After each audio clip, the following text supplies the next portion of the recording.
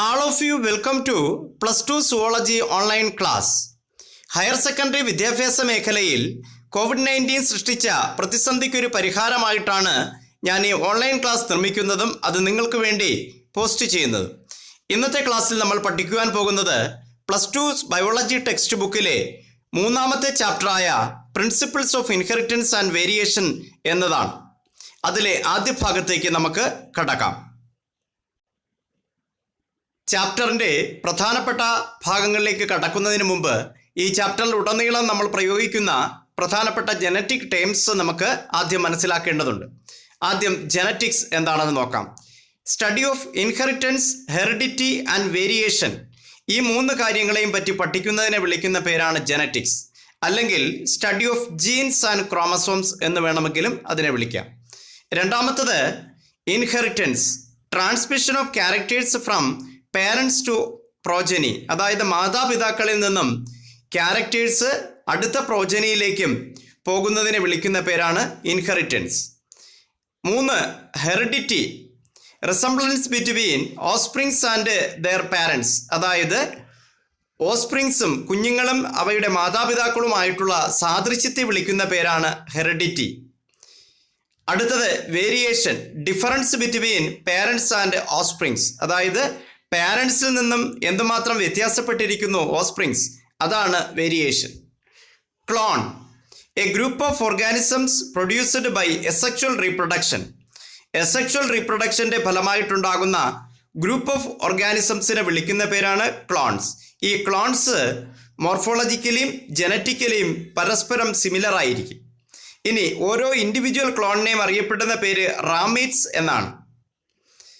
അടുത്തത് offsprings, the organisms derived by sexual reproduction, അതായത് sexual റീപ്രൊഡക്ഷൻ്റെ ഫലമായിട്ടുണ്ടാകുന്ന കുഞ്ഞുങ്ങളെ വിളിക്കുന്ന പേരാണ് offsprings.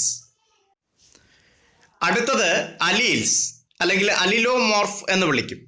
The alternative form of a gene is called allele എന്ന് പറഞ്ഞാൽ ഒരു ജീനിൻ്റെ രണ്ട് ആൾട്ടർനേറ്റീവ് ഫോംസിനെ വിളിക്കുന്ന പേരാണ് അലീൽ. എക്സാമ്പിൾ, ക്യാപിറ്റൽ ടി, അത് ടോൾനെസ്സിനെ സൂചിപ്പിക്കുന്നു. രണ്ടാമത്തത് സ്മോൾ ടി, അത് ഡാർഫ്നെസ്സിനെ സൂചിപ്പിക്കുന്നു. Capital T and small T are 2 alleles of gene responsible for character height. അടുത്തത് homozygous, the condition in which chromosome carries similar alleles for a character, അതായത് ഒരു ക്യാരക്ടറിനെ റെപ്രസെൻ്റ് ചെയ്തുകൊണ്ട് സിമിലർ അലീൽസ് ആണ് കാണപ്പെടുന്നതെങ്കിൽ ആ കണ്ടീഷനെ വിളിക്കുന്ന പേരാണ് homozygous. Also known as pure line, അല്ലെങ്കിൽ ട്രൂ ബ്രീഡിംഗ് എന്നും അറിയപ്പെടും. അതിന് എക്സാമ്പിൾ നോക്കുകയാണെങ്കിൽ capital T, small T, capital Y, small Y, ഇതൊക്കെ ഹോമോസൈഗസ് ക്യാരക്ടറിസ്റ്റിക്സ് ആണ്. അടുത്തത് heterozygous, the condition in which chromosome carries dissimilar alleles for a character, അതായത് ഒരു ക്യാരക്ടറിനെ റെപ്രസെൻ്റ് ചെയ്തതുകൊണ്ട് ഡിസിമിലർ അലീൽസ് ആണ് കാണപ്പെടുന്നതെങ്കിൽ അതിനെ വിളിക്കുന്ന പേരാണ് heterozygous. Example, capital T, small T, capital Y, small Y, etcetera. Dominant character, the character which is expressed in heterozygous condition, അതായത് heterozygous കണ്ടീഷനിൽ ഡിസിമിലർ അലീൽസ് ആയിരിക്കും. അതിൽ ഏത് അലീലാണോ, ഏത് ക്യാരക്ടറാണോ എക്സ്പ്രസ് ചെയ്യുന്നത് അതിനെ വിളിക്കുന്ന പേരാണ് dominant character. It indicate the capital letter. ഇനി recessive character, the character which suppressed in heterozygous condition, heterozygous കണ്ടീഷനിൽ ഏത് ക്യാരക്ടറാണോ സപ്രസ് ചെയ്യപ്പെടുന്നത് അതിനെ വിളിക്കുന്ന പേരാണ് recessive character. That will indicate small ലെറ്ററിലാണ് അതിനെ നമ്മൾ ഇൻഡിക്കേറ്റ് ചെയ്യുന്നത്. ഇതിന് ഈ ഡോമിനന്റ് ക്യാരക്ടറിനെ വിളിക്കുന്ന പേര് പ്രകട ഗുണമെന്നും റിസസീവ് ക്യാരക്ടറിനെ വിളിക്കുന്ന പേര് ഗുപ്ത ഗുണമെന്നും ആണ്. അടുത്തത് റെസിപ്രോക്കൽ ക്രോസ്. റെസിപ്രോക്കൽ ക്രോസ് ചെയ്യുന്നതിൻ്റെ ഉദ്ദേശം ഇൻഹെറിറ്റൻസ് പാറ്റേണിൽ പേരൻ്റൽ സെക്സിന് എന്തെങ്കിലും ഇൻഫ്ലുവൻസ് ഉണ്ടോ എന്ന് മനസ്സിലാക്കുന്നതിന് വേണ്ടിയാണ്. ഒരു ഉദാഹരണത്തിന്, ഇപ്പോൾ ഒരു മെയിൽ ഒരു ഷോർട്ടായിട്ടുള്ളൊരു പ്ലാന്റും എന്നാൽ ഒരു ഫീമെയിൽ ടോൾ ആയിട്ടുള്ള പ്ലാന്റുമാണ്. അതിനെ നമ്മൾ ഇപ്പോൾ male short plant crossed with female long plant അല്ലെങ്കിൽ ടാൾ പ്ലാന്റുമായിട്ട് നമ്മൾ ക്രോസ് ചെയ്തു. അടുത്ത സ്റ്റെപ്പിൽ ഇവിടെ തിരിച്ചെടുക്കും. അതായത് ഫീമെയിൽ ഷോർട്ട് പ്ലാന്റിന് മെയിൽ ടാൾ പ്ലാന്റുമായിട്ട് ക്രോസ് ചെയ്യും. അങ്ങനെ റിവേഴ്സ് ചെയ്ത് ക്രോസ് ചെയ്യുന്നതിനെ വിളിക്കുന്ന പേരാണ് reciprocal cross. Two-way cross of the same genotype in which sexes of both parents are reversed. Reciprocal cross is the breeding designed to test the role of parental sex on inheritance pattern. In uncrossed male expressing one of the trait will be crossed with the female that is not expressing the trait. In other way, the female expressing a trait of interest will be crossed with a male not expressing the trait. അതായത് ആദ്യ സ്റ്റെപ്പിൽ ഒരു female അല്ലെങ്കിൽ ഒരു mail ഒരു ക്യാരക്ടറിനെ express ചെയ്യും, അവിടെ ഫീമെയിൽ ആ ക്യാരക്ടറിനെ എക്സ്പ്രസ് ചെയ്യില്ല, അങ്ങനെ ക്രോസ് ചെയ്യും. എന്നാൽ രണ്ടാമത്തെ സ്റ്റെപ്പിൽ ഫീമെയിൽ ആ ക്യാരക്ടറിനെ എക്സ്പ്രസ് ചെയ്യും, male that will not be expressing, അങ്ങനെ ക്രോസ് ചെയ്യും. അതാണ് റെസിപ്രോക്കൽ ക്രോസ് എന്ന് വിളിക്കുന്നത്. അടുത്തത് trait. The phenotypic character of an inherited character is called trait. The phenotypic characteristic of an inherited character, അതിനെയാണ് എന്ത് വിളിക്കുന്ന പേര്? ട്രൈറ്റ്. ഉദാഹരണത്തിന് പൊക്കം കുറവ്, പൊക്കം കൂടുതൽ, ചുവന്ന നിറം അല്ലെങ്കിൽ മഞ്ഞ നിറം, അതിനെയൊക്കെ നമ്മൾ ട്രൈറ്റ് എന്ന് വിളിക്കാം. അടുത്തത് wild type. A species variety showing normal phenotype. Naturally അതിന് കാണപ്പെടുന്ന ഫിനോടൈപ്പിനെ വിളിക്കുന്ന പേരാണ് വൈൽഡ് ടൈപ്പ്, നമ്മൾ ക്രോസ് ചെയ്ത് കിട്ടുന്നത് അല്ല.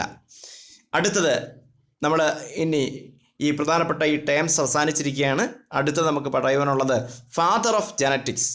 ഗ്രിഗർ മെൻഡലിനെയാണ് നമ്മൾ ഫാദർ ഓഫ് ജനറ്റിക്സ് ആയിട്ട് നമ്മൾ പരിഗണിക്കുന്നത്. അദ്ദേഹം പയർ ചെടിയിൽ, പട്ടാണിപ്പയർ അഥവാ പൈസം സറ്റൈബം എന്ന് പറയുന്ന പട്ടാണിപ്പയറിൽ നടത്തിയ ഗവേഷണങ്ങളുടെ ഫലമായിട്ടാണ് ജനറ്റിക്സ് എന്ന് പറയുന്ന ഒരു പ്രധാനപ്പെട്ട ബ്രാഞ്ച് ഓഫ് സയൻസിൻ്റെ ഉൽപ്പത്തിയും നമ്മൾ ഇന്ന് ഈ പഠിക്കുന്നത് എല്ലാത്തിൻ്റെയും അടിസ്ഥാനം എന്ന് പറഞ്ഞാൽ അദ്ദേഹം ഗ്രിഗർ മെൻഡൽ എന്ന് പറയുന്ന ശാസ്ത്രജ്ഞൻ പട്ടാണിപ്പയർ അഥവാ പൈസം സറ്റൈബം എന്ന് പറയുന്ന ചെടിയിൽ നടത്തിയ ക്രോസിംഗ് എക്സ്പെരിമെൻറ്റ്സ് ആണ്.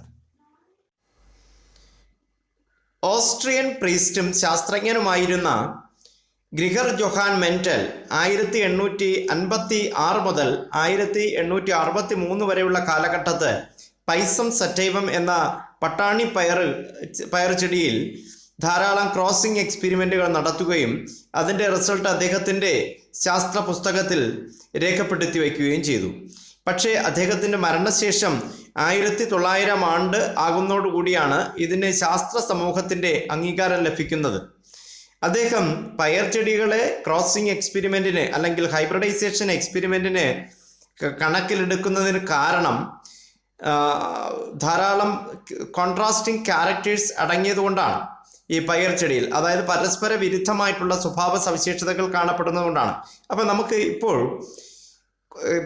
പട്ടാണിപ്പയർ അഥവാ പൈസം സറ്റൈവം എന്ന് പറയുന്ന ആ പയർ ചെടിയിൽ കാണപ്പെടുന്ന പ്രധാനമായിട്ടുള്ള കോൺട്രാസ്റ്റിംഗ് ക്യാരക്ടേഴ്സ് ഏതൊക്കെയാണെന്ന് പരിചയപ്പെടാം.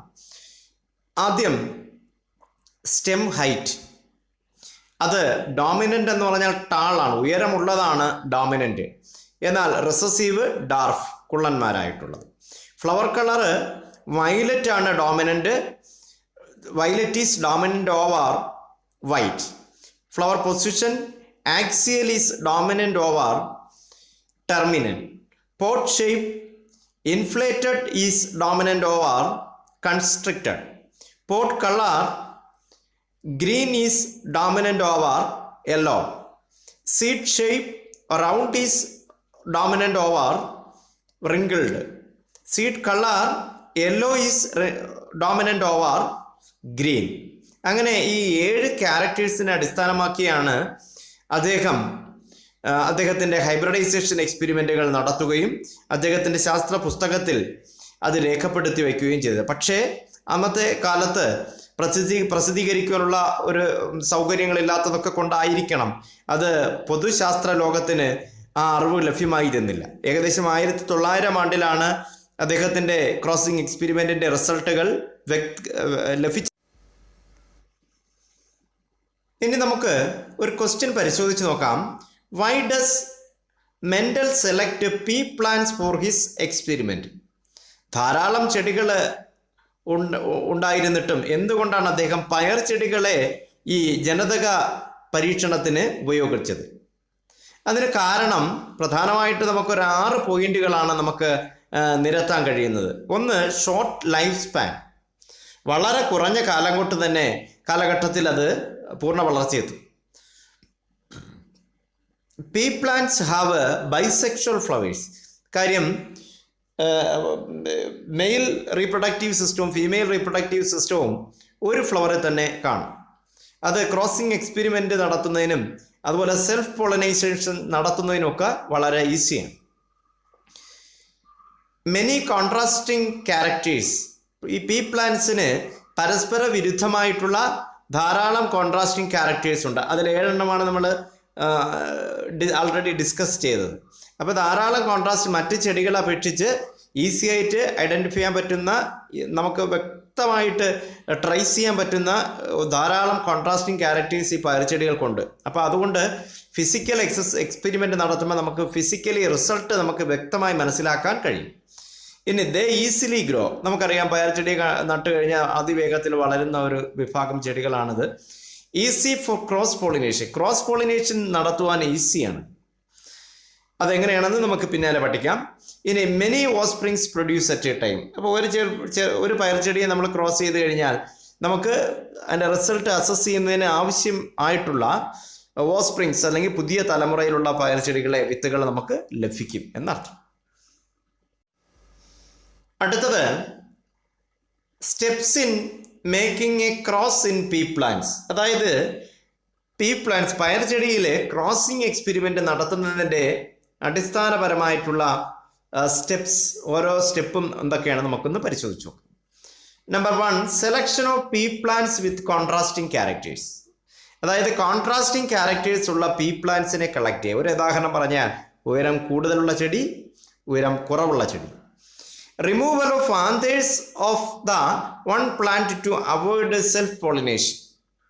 അത് കാര്യം നമുക്ക് ആൾറെഡി നമ്മൾ പഠിച്ചു, ബൈസെക്ഷൽ ഫ്ലവേഴ്സ് ആണ് ഈ പയർ ചെടികൾക്ക് എല്ലാത്തിനും. അതായത് ഒരു ചെടിയിൽ തന്നെ മെയിൽ സെക്സ് ഓർഗൻ അഥവാ ആൻഡ്രീഷ്യവും ഫീമെയിൽ സെക്സ് ഓർഗൻ അഥവാ ഗൈനീഷ്യവും കാണാം. അതായത് ഗൈനീഷ്യം എന്ന് പറഞ്ഞാൽ ഓവറിയും അതിൻ്റെ സ്റ്റിഗ്മയും വരുന്ന ഭാഗം, അത് ഒരു ഫ്ലവറിൻ്റെ ഏറ്റവും ഉള്ളിലായിരിക്കും കാണുന്നത്.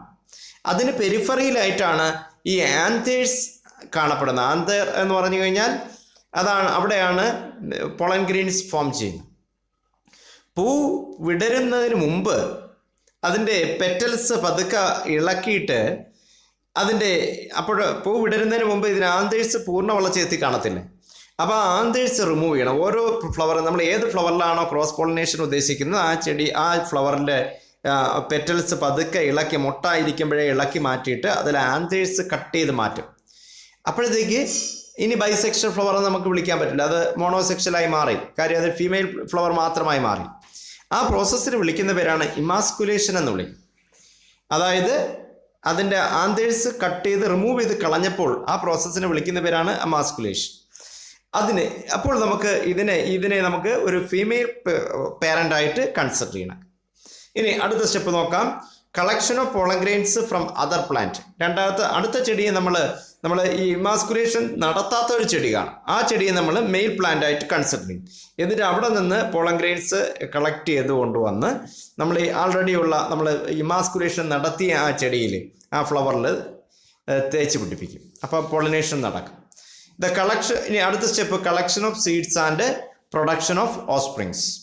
അതായത് ഇതിൽ നിന്ന് പയറുണ്ടാകും. അതിൻ്റെ വിത്തുകളെ പിന്നെ നമ്മൾ കളക്ട് ചെയ്തെടുക്കും. എന്നിട്ട് അവ നടുമ്പോഴാണ് അടുത്ത ജനറേഷനിലെ പ്ലാന്റ്സ് എങ്ങനെ ഇരിക്കുന്നു എന്നുള്ള കാര്യം വ്യക്തമായിട്ട് മനസ്സിലാക്കാൻ കഴിയുന്നു. അപ്പോൾ ഇന്നത്തെ സെഗ്മെൻറ്റ് വീഡിയോ നമ്മൾ ഇവിടെ അവസാനിപ്പിക്കുകയാണ്. അടുത്തത് ഇത് ഇച്ചിരി വലിയൊരു ചാപ്റ്ററാണ്. അപ്പോൾ പൂർണ്ണമായി 1-2 വീഡിയോയിൽ നിർത്തിക്കഴിഞ്ഞാൽ കാര്യം അണ്ടർസ്റ്റാൻഡിങ് പ്രോബ്ലം വരും. അതുകൊണ്ട് ഷോർട്ട് വീഡിയോ ആയിട്ട് നമുക്ക് കംപ്ലീറ്റ് ചെയ്യാം. Okay, thank you.